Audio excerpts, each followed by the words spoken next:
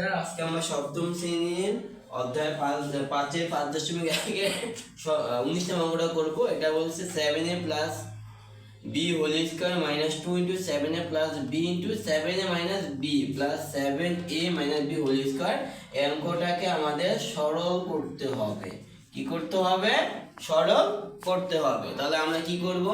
আমরা প্রথমে লিখব, মনে করি 7a plus B equal to X, এটা ইকাল টু এ ধরবো, আর এই 7a minus B equal to Y ধরবো। তারপরে লিখবো প্রদত্ত রাশি। প্রদত্ত রাশি কি বাচ্চারা? আমরা এই 7a প্লাস বি কি ধরছিলাম? এক্স ধরছিলাম না?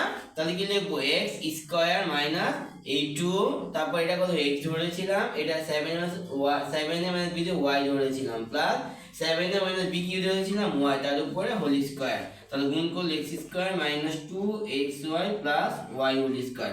এটা সূত্র পড়ে কি? X square minus 2xy plus Y square. এটা 2 নম্বর সূত্র, X minus Y whole square. আমরা জানি a minus B whole square equal to কত? a square minus 2ab plus B square.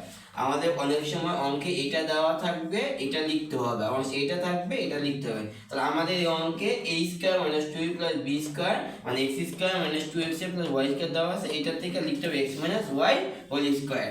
তাহলে এখন এর মান কত লিখবো? 7a প্লাস বি, আর y এর মান কত? 7a minus B.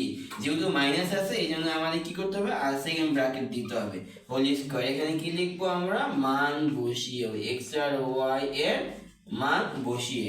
তাহলে 7a প্লাস বি, এই মাইনাসে প্লাসে মাইনাস, মাইনাসে মাইনাসে প্লাস, তার উপরে কত? Whole square. আমরা জানি মাইনাস থাকলে ভিতরে ব্র্যাকেটে রাশিগুলো চিহ্ন পরিবর্তন হয়। তাহলে এইখানে কি 7a প্লাস এটা মাইনাস, তাহলে এটা কাটা। তাহলে a b R a b যোগ করলে হবে 2b, তার উপরে হবে হোল স্কয়ার। তাহলে 2 এর উপরে স্কয়ার দিলে 4, আর b এর উপরে স্কয়ার দিলে 4 স্কয়ার। তাহলে আমরা কি লিখবো? সুতরাং নির্ণয়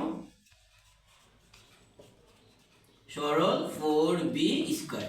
থ্যাংক ইউ।